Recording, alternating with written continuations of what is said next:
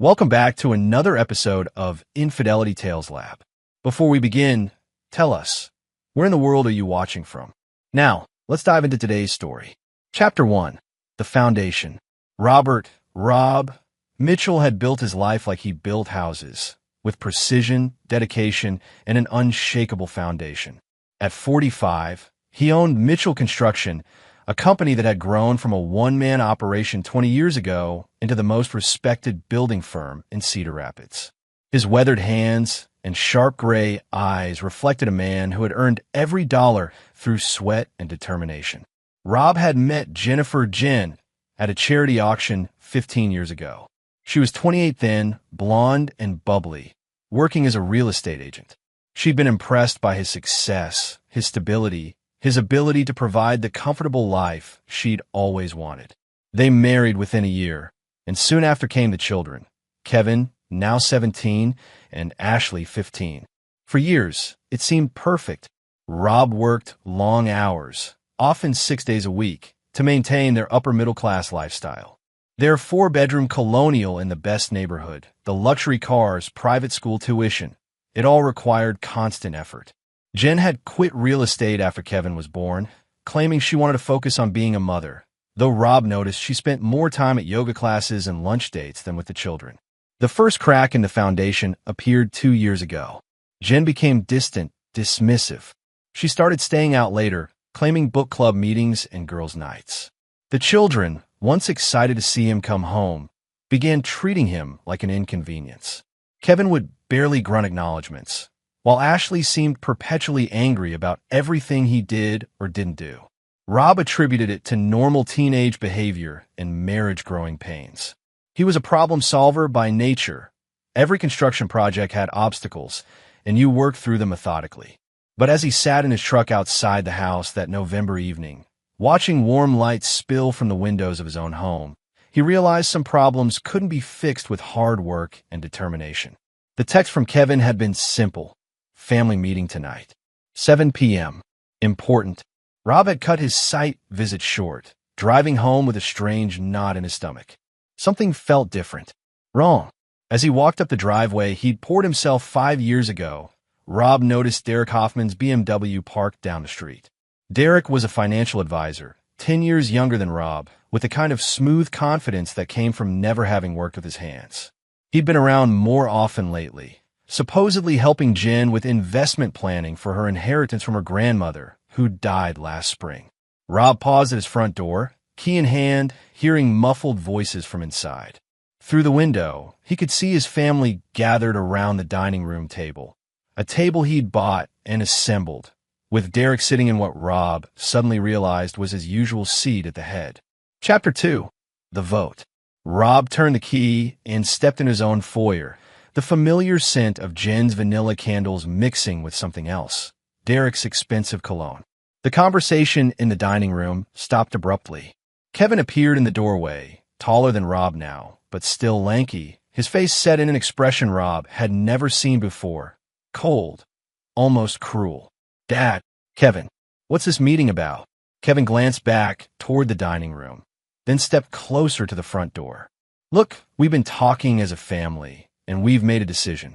We took a vote. He paused, seeming to gather himself. You're not part of this family anymore. We want you to leave. Go find somewhere else to eat. The words hit Rob like a physical blow. He looked past Kevin into the dining room, seeing Jen, Ashley, and Derek all seated around his table, avoiding his eyes. The Thanksgiving decorations Jen had insisted on putting up were mocking him now. Grateful family sayings, and autumn leaves celebrating togetherness. A vote. Rob's voice was steady, though something cold was spreading through his chest.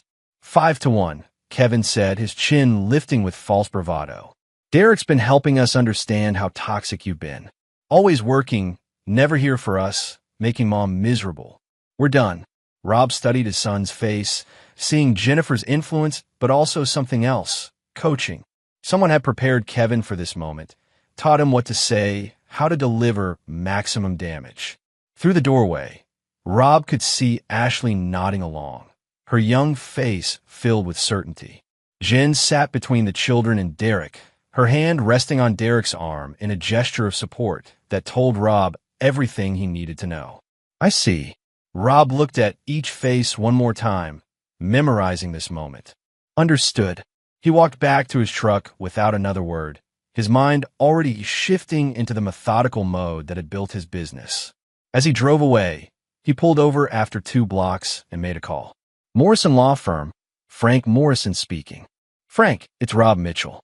I need you to meet me tonight. My house. I'll explain when you get there.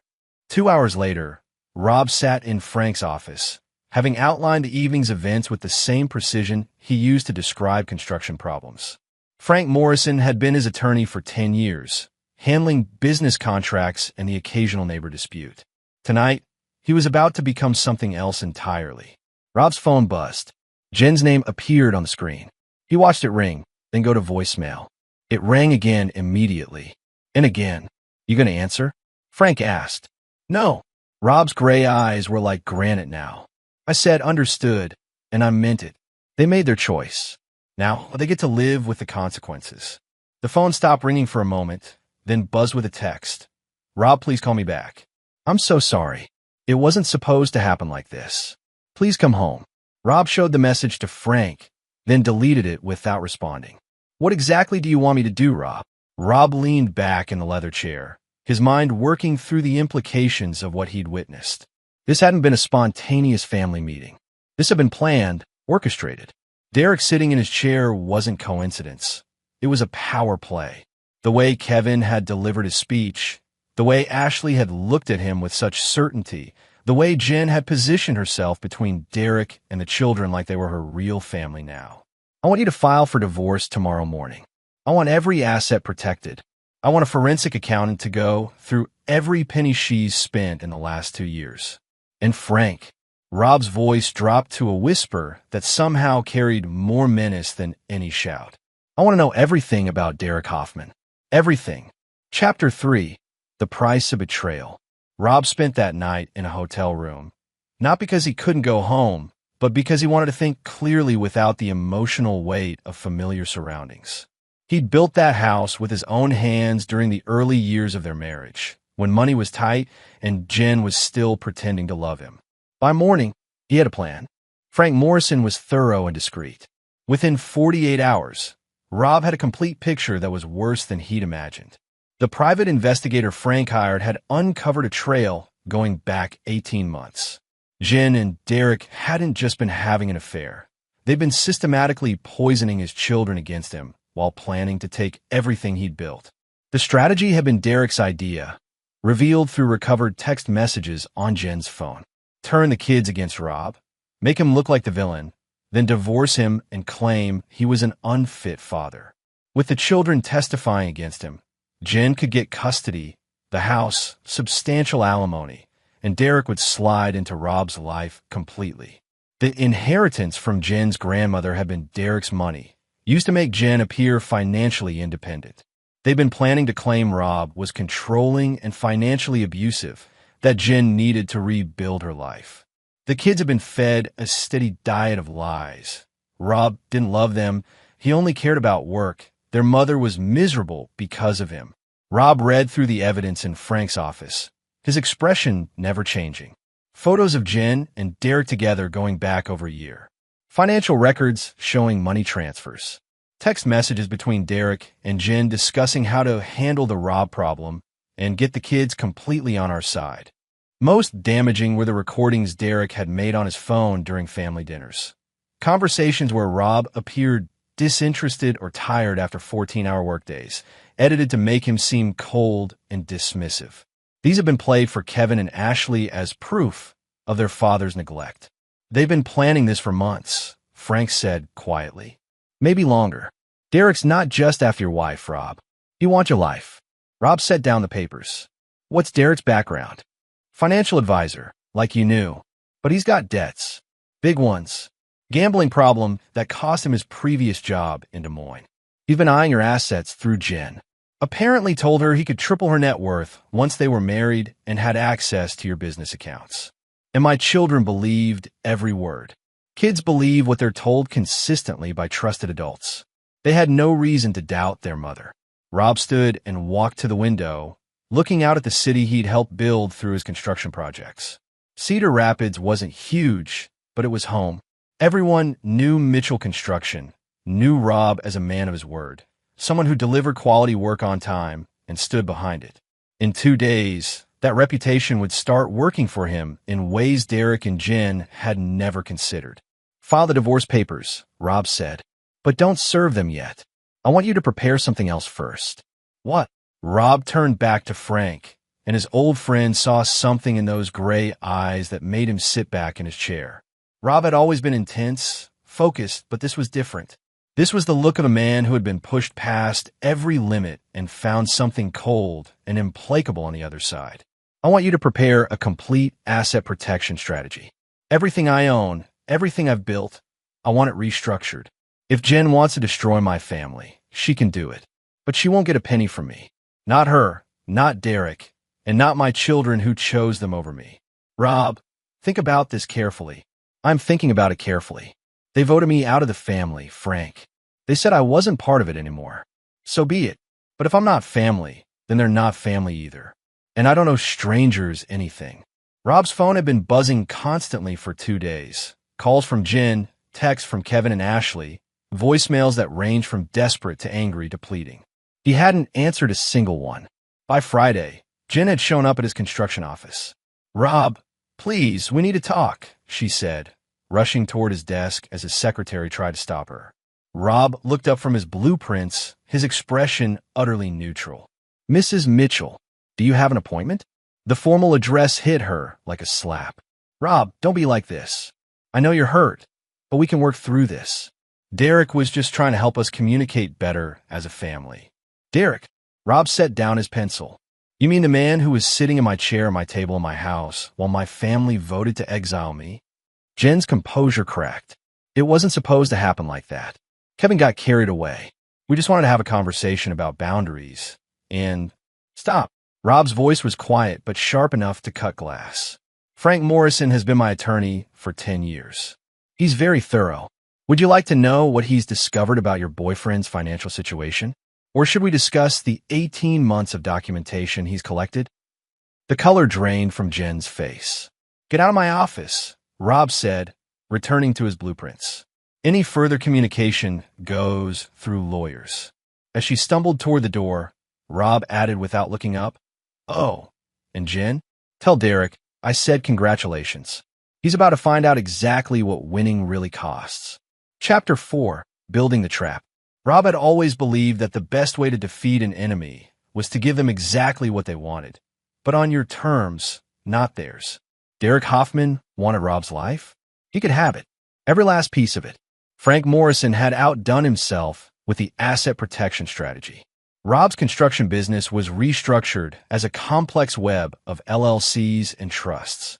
His personal assets were moved offshore or transferred to entities Derek and Jen couldn't touch.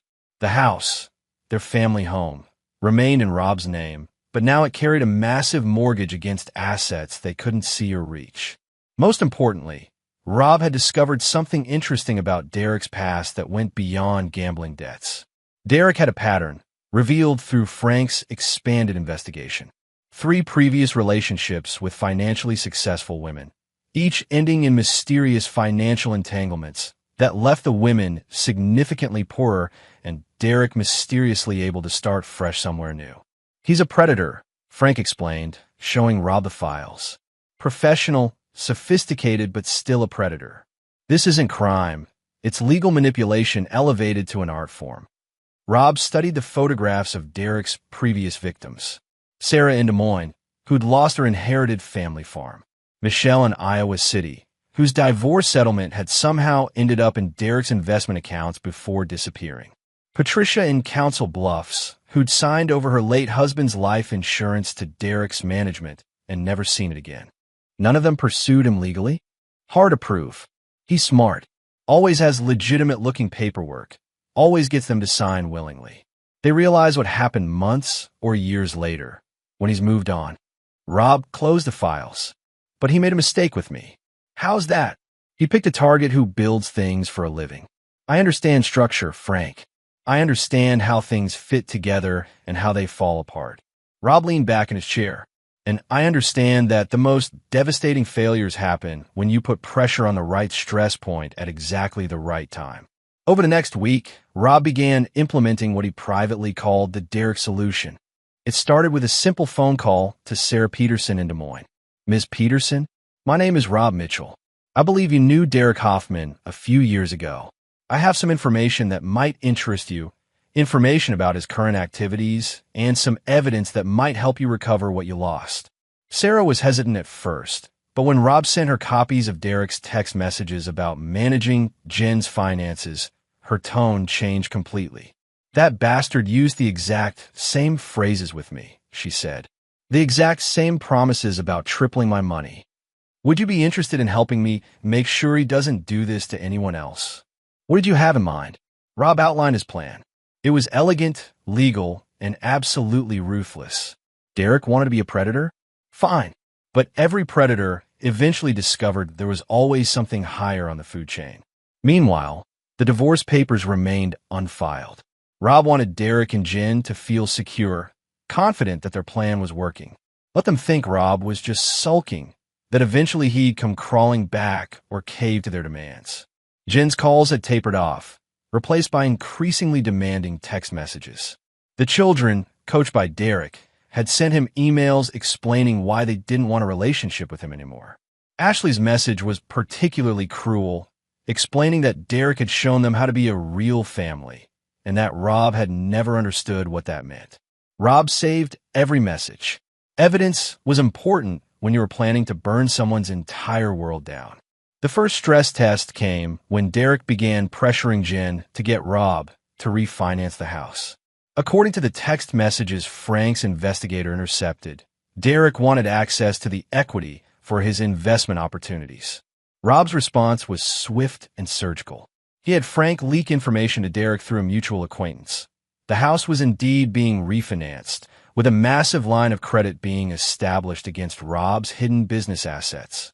Derek took the bait immediately. Within days, he was encouraging Jen to push for an immediate divorce settlement, claiming they could get half of everything before Rob could hide it further. What Derek didn't know was that the assets he was so eager to claim were about to become very expensive liabilities, and that Rob had already moved everything of value beyond their reach. But the real trap was still being built. Rob had contacted all three of Derek's previous victims, sharing information and coordinating their stories. Frank had consulted with attorneys in 3 different cities, building a legal web that would close around Derek from multiple directions simultaneously. Most importantly, Rob had set up a meeting with Derek's current financial services employer, a meeting Derek knew nothing about. You want to tell them what? Frank asked when Rob outlined this part of the plan. The truth, that their employee is currently engaged in the systematic financial seduction of a married woman, using her assets and children to leverage a divorce settlement he plans to control. I want to show them the evidence of his pattern of behavior and ask if this is the kind of man they want representing their firm. That could destroy his career. Rob's smile was cold enough to freeze water. Frank, destroying his career is just the appetizer. I haven't even started the main course yet. Chapter 5, The Perfect Storm. Derek Hoffman prided himself on reading people, but he'd fundamentally misunderstood Rob Mitchell. Derek saw a working-class man who'd gotten lucky in construction, someone without the sophistication to fight back effectively. He'd built his strategy around that assumption. Rob let him keep believing it. The meeting with Derek's employer, Pinnacle Financial Services, was scheduled for a Thursday afternoon. Rob arrived early, wearing his best suit and carrying a leather portfolio that looked like serious business. The 3 executives who met with him, Regional Manager Todd Brennan, Compliance Officer Lisa Chong, and Corporate Relations Director Mark Villanueva, had agreed to the meeting because Mitchell Construction was a significant potential client. Gentlemen, ma'am, thank you for seeing me. I'm here because I'm concerned about one of your employees' conduct affecting my family and my business interests. Rob laid out the evidence methodically. The affair, the manipulation of his children, the pattern of financial predation with Derek's previous victims. And most damaging, the recorded conversations where Derek discussed managing Jen's assets and accessing the husband's business accounts. He's not just having an affair with my wife, Rob explained. He's systematically destroying my family to gain access to my assets. And based on these files, it's not the first time he's done this. Lisa Chong examined the evidence with increasing alarm. Todd Brennan's face grew darker as he read Derek's text messages about stupid construction worker and easy marks. Mr. Mitchell, Mark Villanueva said carefully, "These are very serious allegations. Are you prepared to formalize this complaint?" "I am. But more importantly, I want you to understand that Derek Hoffman isn't just damaging his own reputation. He's using your firm's credibility to gain trust with his victims. When my wife introduced him to our neighbors, she called him Derek from Pinnacle. That makes you complicit in his eyes." The meeting lasted 2 hours. By the end, Rob had 3 new allies and Derek Hoffman had 3 days left of employment. But the real masterpiece was still unfolding at home. Rob had finally agreed to meet with Jen, ostensibly to discuss terms for their separation. She'd chosen a neutral location, a coffee shop in downtown Cedar Rapids where they'd had their first date 15 years ago. The symbolism wasn't lost on either of them. Jen arrived wearing the blue dress Derek had bought her, with new highlights in her hair and confidence in her step. She thought she was coming to negotiate with a beaten man. "Rob, I'm so glad you agreed to meet. I know this has been hard, but I think we can work something out that's good for everyone." Rob sipped his coffee and waited. "Derek has some excellent ideas about how to structure a settlement that could actually benefit you too. We could set up joint custody arrangements that give you more time with the kids once they've had space to process everything." "Process everything," Rob repeated. "You have to understand, they felt abandoned. You were always working, always stressed about money. Derek helped them see that it wasn't their fault, that some adults just aren't equipped for family life. Derek helped them see that." Jen's confidence faltered slightly at Rob's tone. "He's very good with children. He understands how to communicate with them on their level." "I'm sure he does. Tell me, how much of my business finances has Derek seen?" "What do you mean?" "I mean, when he was helping you plan our divorce. How much access did you give him to my financial information?" "Rob, he's a financial advisor. I needed professional help understanding our assets so I could protect the children's interests." Rob nodded thoughtfully. "And did Derek advise you to have the children write those emails explaining why they don't want a relationship with me anymore? They needed to express their feelings. Did Derek advise you to have them write those emails, yes or no?" Jen's face flushed. "Sometimes children need help articulating complex emotions." "I see." Rob pulled out his phone and showed her a text message thread. "These are conversations between Derek and his friend Marcus from Des Moines. Marcus helped Derek with his previous relationships. Would you like me to read Derek's text from last Tuesday?" Jen's face went white as Rob began reading. "The kids are completely turned now. Rob's been cut off for 2 weeks and hasn't even tried to contact them. Wife is ready to file and thinking I'm her savior. Should have his business accounts accessible within a month. This one's worth at least 10 times what the Iowa City woman was. That's not," he didn't mean. "There's more. Already got her to give me power of attorney for the grandmother inheritance. She thinks it's for tax purposes. Once the divorce is final and I can access the construction assets, we'll be set for life. Might even keep this one around longer since she's better looking than the others." Jen stood up so quickly she knocked over her coffee. "You're lying. Derek wouldn't. He loves me." Rob looked up at her with something that might have been pity if there'd been any warmth left in his heart for her. "Derek loves your access to my money, Jen. Just like he loved Sarah's family farm and Michelle's divorce settlement and Patricia's life insurance." "I don't believe you." "You don't have to, but you might want to call Derek and ask him why Pinnacle Financial Services just fired him, or why 3 women from his past just filed a joint civil suit against him, or why the FBI's Financial Crimes Unit is now reviewing his investment practices." Rob stood, leaving $20 on the table for their coffee. "Oh, and Jen, you might want to check that inheritance account Derek's been managing for you. Last I heard, the FBI was very interested in where that money actually went." As he walked away, Rob could hear Jen frantically dialing her phone. Derek wasn't going to answer. Derek was currently in a conference room with federal investigators, learning that his victims had been far more organized than he'd realized. But Rob wasn't done. Not even close. Chapter 6. Checkmate. Derek Hoffman's world collapsed on a Friday. Rob knew this because he'd orchestrated every detail of the collapse. Time for maximum psychological impact. Derek had woken up that morning believing he was 3 weeks away from the biggest score of his career. The divorce papers still weren't filed, which meant Jen was stalling Rob just as Derek had coached her. Rob appeared to be isolated, defeated, willing to negotiate. Derek had even started looking at properties in Colorado, planning his next hunting ground once he'd cleaned out Rob's accounts.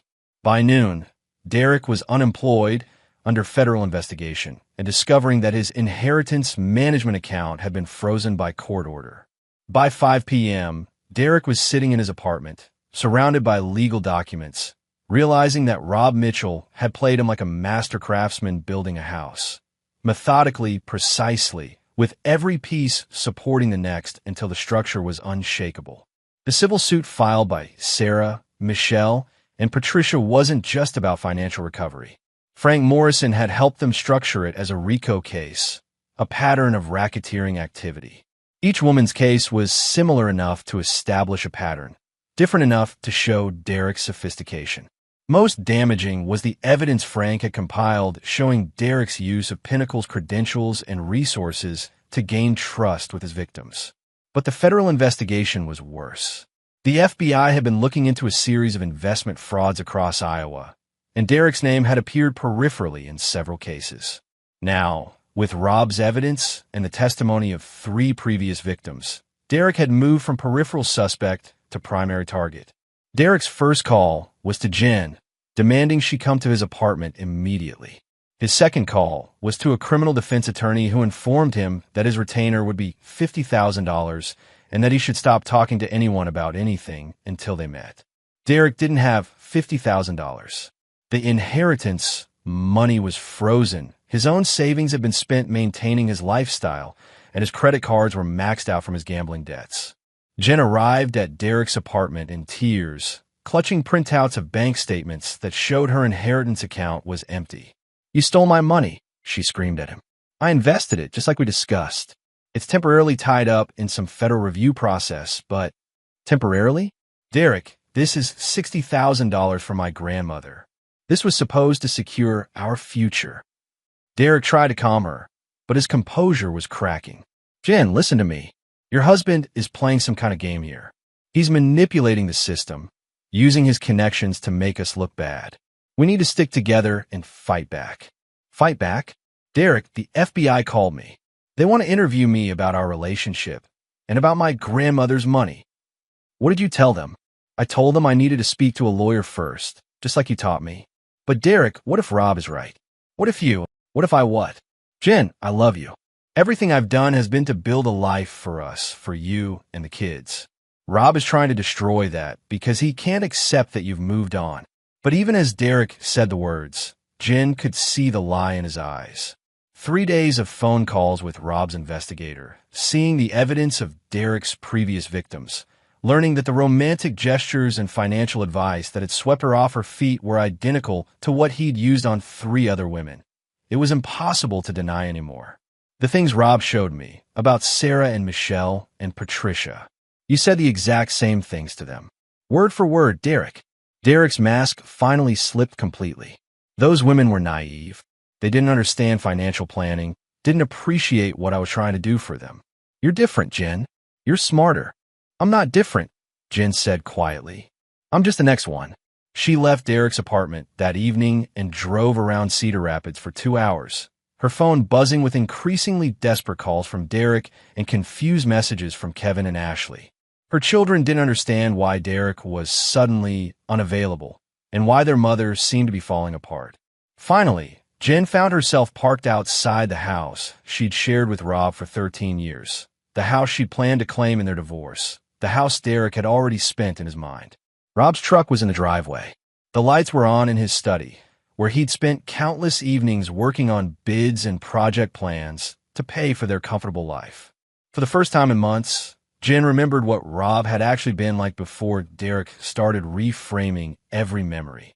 Rob worked long hours because he was building something for their family. He was tired at dinner because he'd spent the day solving problems and managing crews and ensuring their financial security. He was quiet sometimes because he was thinking, planning, always 2 steps ahead to make sure they never wanted for anything. Derek had taken those qualities, dedication, responsibility, careful planning, and convinced her they were flaws. Convinced her that Rob's steadiness was boring, his reliability was emotional distance, his hard work was neglect. Now she could see what Rob's steadiness actually was. It was strength, the kind of strength that didn't break when tested, but instead became something harder and more implacable. The kind of strength that could systematically destroy someone like Derek Hoffman without ever raising its voice or losing its temper. Jen sat in her car, staring at the warm light in Rob's study window, and realized that she'd thrown away 15 years with a good man for 3 months with a predator. Worse, she turned her children into weapons against their own father. And the most terrifying part was that she was beginning to understand that Rob wasn't going to forgive any of them. Not her, not Derek, and not Kevin and Ashley, who had chosen sides without knowing they were being manipulated. Rob had built his life like he built houses, with strong foundations and careful planning. When someone tried to tear that down, he didn't get emotional. He didn't get angry. He got even. Chapter 7, The Reckoning. Derek Hoffman's arrest made the Cedar Rapids Gazette's front page. The headline read, "Local financial advisor charged in multi-state investment fraud," with a subheading that detailed charges including wire fraud, money laundering, and racketeering. Derek's photograph, the same professional headshot he'd used to seduce 4 different women, stared out from newspaper boxes across the city. Rob read the article over coffee in his hotel restaurant, pleased with the thoroughness of the reporting.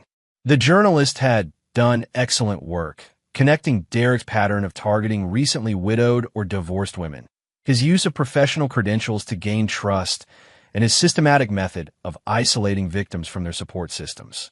Most satisfying was the quote from FBI Special Agent Patricia Reeves. Mr. Hoffman's methods were sophisticated and predatory. He identified vulnerable women with significant assets, gained their trust through romantic relationships, then used their emotional dependence to gain access to their finances. We believe there may be additional victims who haven't yet come forward. Rob's phone buzzed with a text from Frank Morrison. Derek denied bail.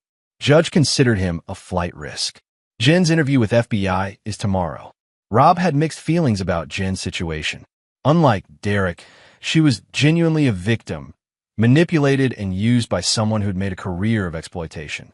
But she was also the woman who'd spent 18 months systematically destroying his relationship with his children, who'd chosen to believe Derek's lies over 15 years of marriage, who'd voted him out of his own family. Forgiveness wasn't in Rob's vocabulary anymore. The real test was coming that afternoon. Kevin and Ashley had finally agreed to meet with him, their first face-to-face conversation since Thanksgiving.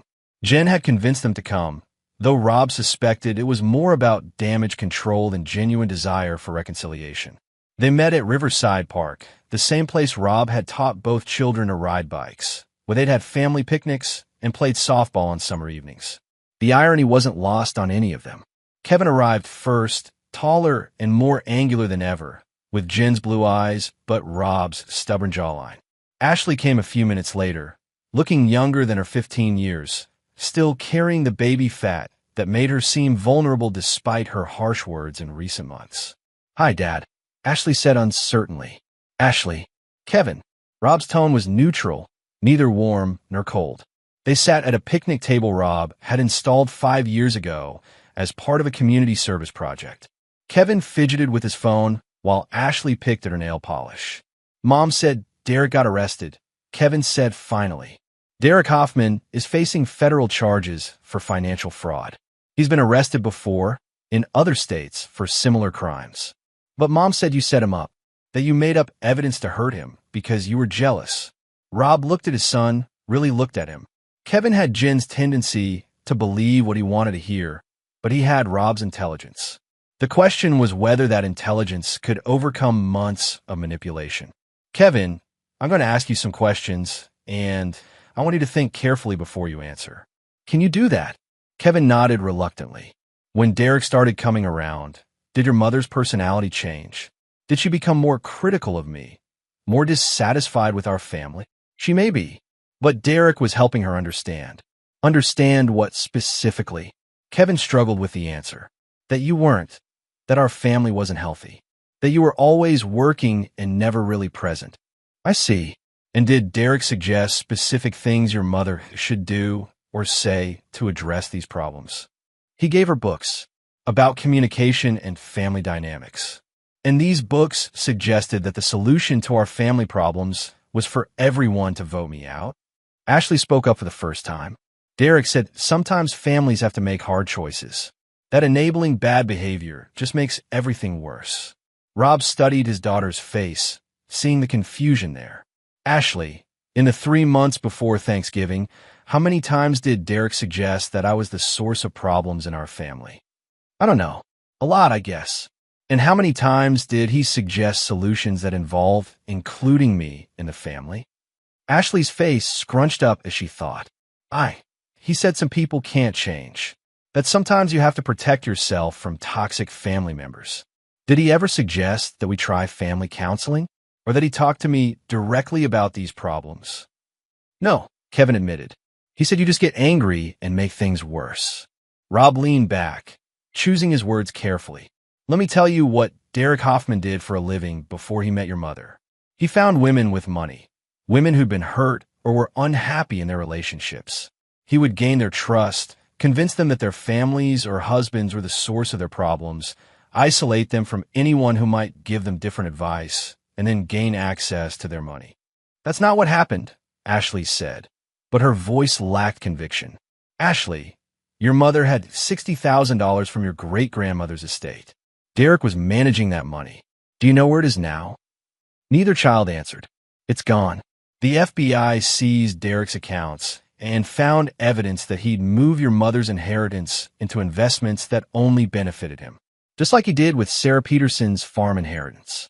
Just like he did with Michelle Castro's divorce settlement.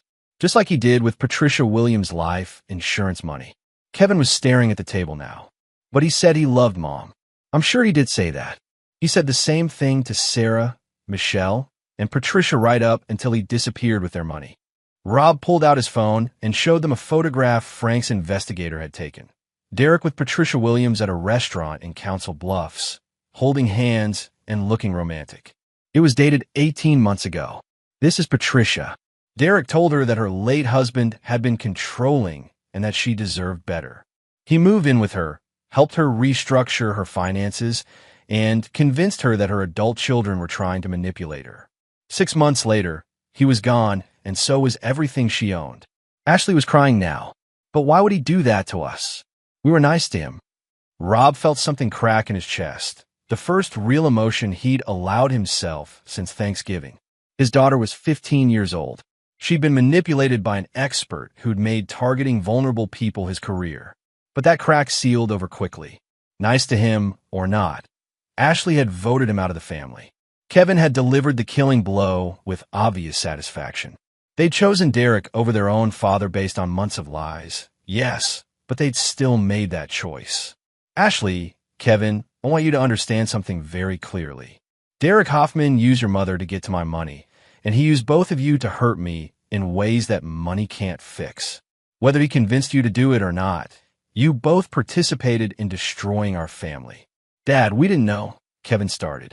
You didn't know because you didn't want to know.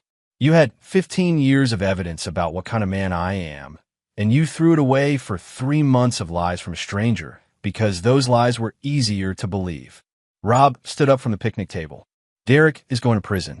Your mother is going to have to rebuild her life from nothing. And both of you are going to have to live with the choices you made. What does that mean? Ashley asked. Rob looked at his children, really looked at them, for what he suddenly realized would be the last time. It means that you voted me out of the family, and I'm honoring that vote. I'm not your father anymore. You made that choice, and I'm accepting it. Dad, no. Ashley jumped up. You can't just abandon us. Kevin was angry now, which was somehow worse than when he'd been manipulated. I'm not abandoning you. You abandoned me. There's a difference. Rob walked back to his truck, leaving his children crying at the picnic table in the park where he'd once been the center of their world. It was the hardest thing he'd ever done. It was also the most necessary. Chapter 8. Consequences. The Cedar Rapids legal community was small enough that Derek Hoffman's case became the talk of every law office in the city. Frank Morrison found himself fielding calls from attorneys representing Derek's previous victims, journalists wanting background on the investigation, and federal prosecutors building their case. He's looking at 25 years minimum, Frank told Rob during their Friday meeting. The RICO charges alone carry mandatory sentences, and the federal wire fraud counts are stacking up. His lawyer is already talking about a plea deal. What about Jen? She's cooperating fully with the investigation. The FBI understands she was a victim, not a co-conspirator. She won't face charges, but she's lost everything Derek touched. The house is heavily mortgaged now, the inheritance is gone, and she has no income. Rob nodded. He'd known this was coming, had planned for it, in fact. Jen's financial destruction was necessary for the larger lesson. What about the children? Frank's expression grew uncomfortable. Rob, they're minors. They were manipulated by an adult predator. Don't you think? I think they're old enough to understand consequences.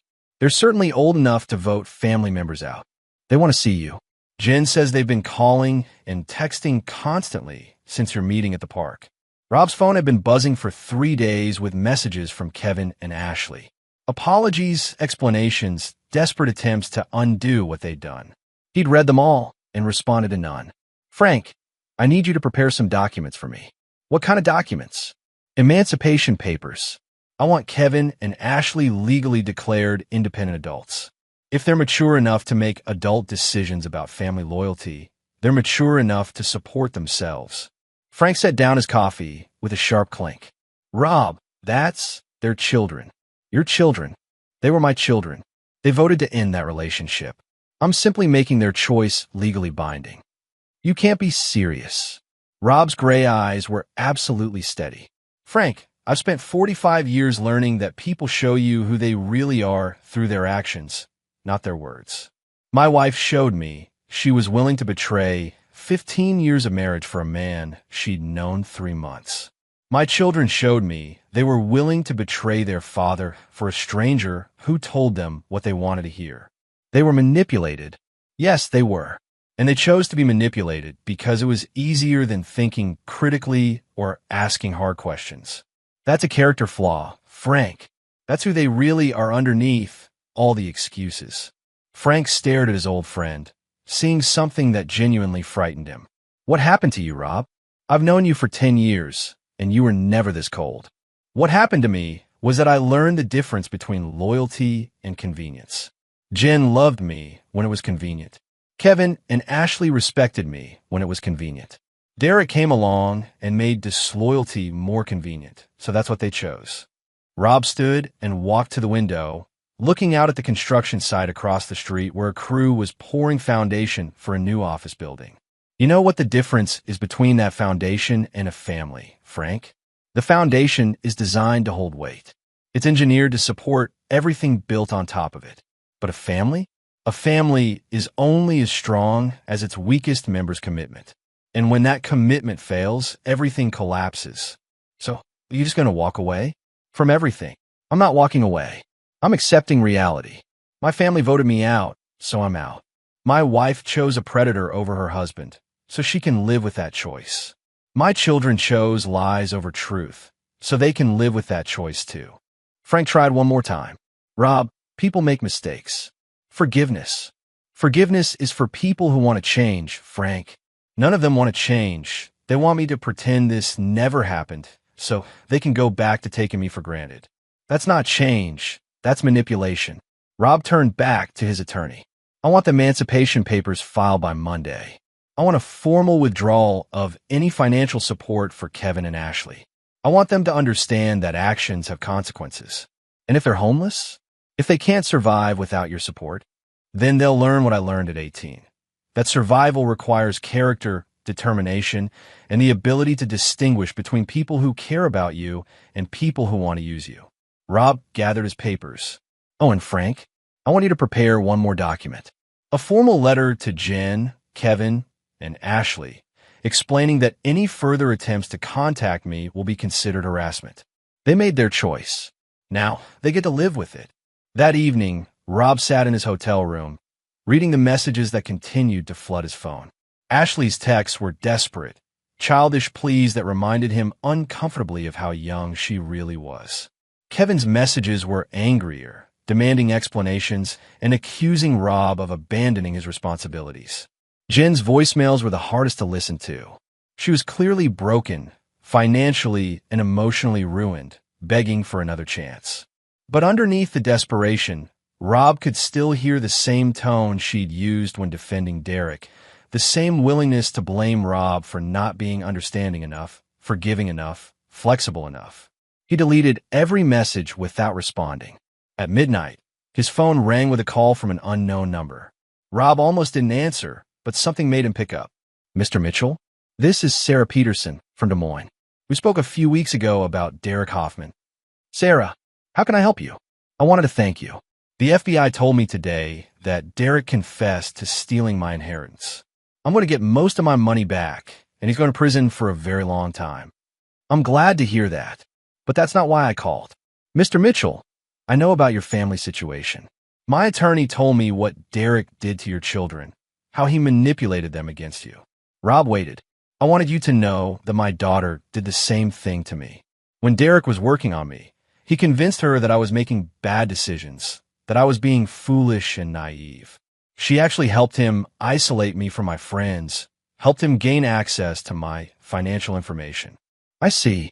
I didn't speak to her for 2 years after I found out what Derek had done. I was so angry, so hurt that my own daughter had been part of it. What changed? Time and therapy, and realizing that Derek was very, very good at what he did. My daughter was 28 years old with a master's degree, and he still fooled her completely. Your children are just teenagers. Rob felt that crack in his chest again, quickly sealed it over. Sarah, I appreciate you calling, but my situation is different. Is it? Mr. Mitchell, Derek stole my money, but you know what really broke my heart? The 2 years I lost with my daughter because I was too proud and too hurt to forgive her for being human. After Sarah hung up, Rob sat in the darkness of his hotel room, staring out at the city lights. Tomorrow, Frank would file the emancipation papers. Kevin and Ashley would be legally adults, cut off from any support or connection to their father.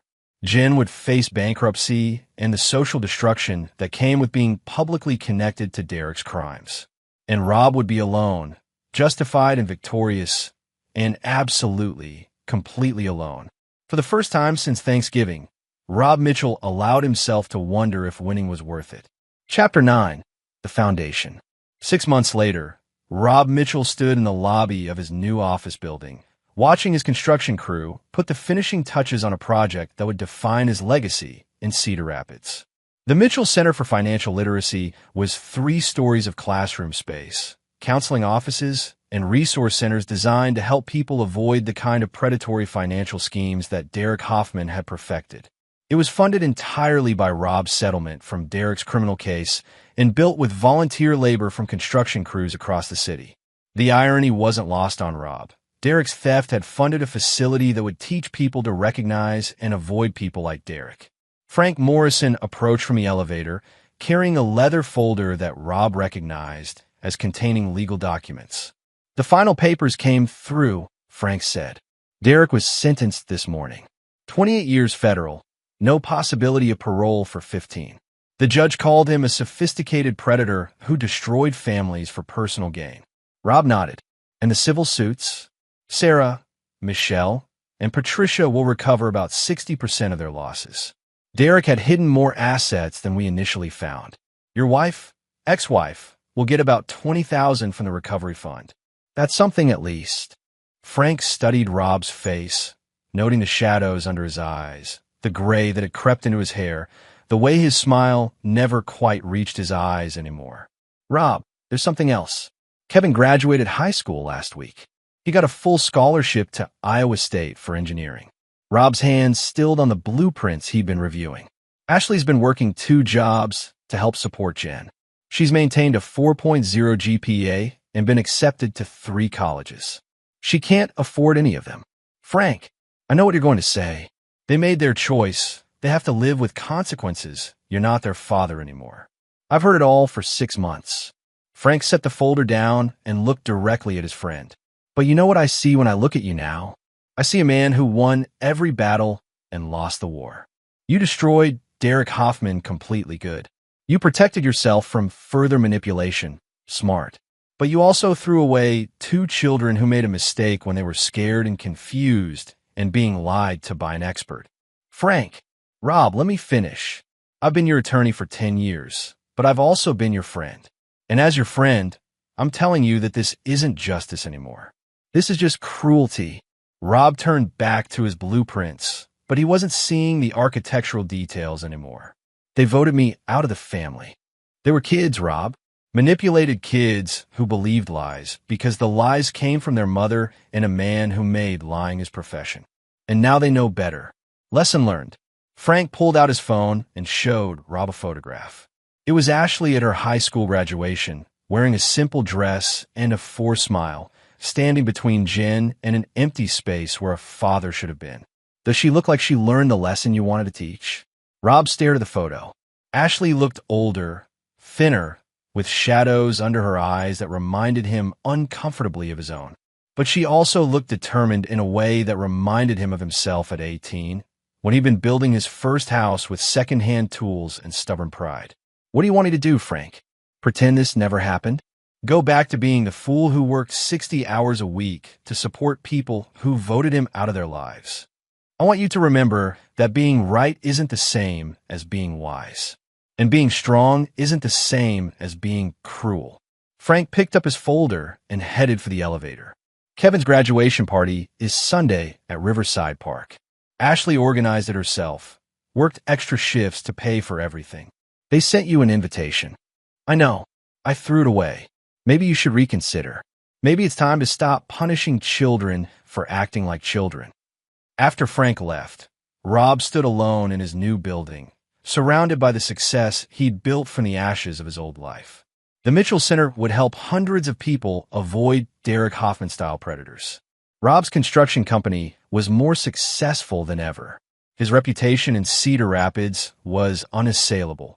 He was the man who'd taken down a financial predator and protected his community. He was also the man who'd abandoned his children for the crime of being successfully manipulated by a professional. Rob walked to the window and looked out at Riverside Park, where he'd once taught Kevin and Ashley to ride bikes, where they'd had family picnics, where he'd last seen them 6 months ago. His phone buzzed with a text message from an unknown number. Dad, I know you probably won't read this, but Kevin's graduation party is Sunday. We saved money for a really good cake, and Ashley made a banner. We keep hoping you'll show up. We know we hurt you, and we know we can't take it back, but we love you, and we miss you, and we're sorry. Kevin. Rob stared at the message for a long time, then saved it instead of deleting it. That night, he called Sarah Peterson in Des Moines. Sarah, it's Rob Mitchell. You said something to me 6 months ago about losing 2 years with your daughter because you were too proud to forgive her for being human. I remember. How did you get past it? The anger, the betrayal, the feeling that forgiveness would mean letting them win. Sarah was quiet for a moment. Rob, Derek didn't just steal my money. He stole my relationship with my daughter for 2 years. Those are 2 years I'll never get back. 2 years of birthdays and holidays and ordinary Tuesday evenings when we could have been rebuilding our relationship. But she participated in what he did to you. Yes, she did. And she was wrong, and it hurt me terribly. But Rob, Derek was the predator. My daughter was just another victim. The difference was that I had the power to save our relationship. And I almost threw it away because I was more interested in being right than being her mother. What if I forgive them and they do it again? What if this whole thing taught them that they can treat me badly and I'll always come back? Then you'll deal with that when it happens. But Rob, what if you don't forgive them and you spend the rest of your life wondering what kind of people they grew up to be? What if you miss watching them become adults, miss being part of their successes, miss the chance to be a grandfather someday? After he hung up, Rob sat in his hotel room and pulled out a photo he'd been carrying in his wallet for 15 years. Kevin and Ashley as small children, building a snowman in their front yard. Kevin was maybe 6, Ashley 4, both of them laughing and looking at Rob with absolute trust and adoration. Those children had grown up believing their father was a hero. Then a predator had convinced them he was a villain, and they believe that too, because children believe what the adults they trust tell them. Maybe it was time to give them a chance to decide for themselves who their father really was. Sunday afternoon, Rob drove to Riverside Park for the first time in 6 months. He could see the graduation party from the parking lot.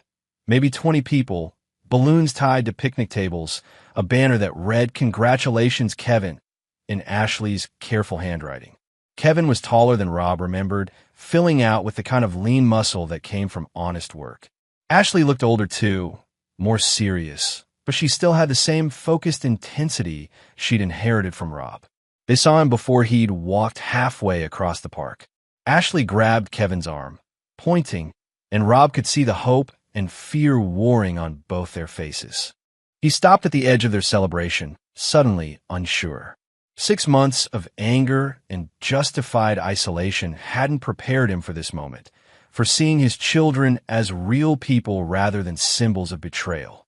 Ashley approached first, walking slowly like she was approaching a wild animal that might bolt.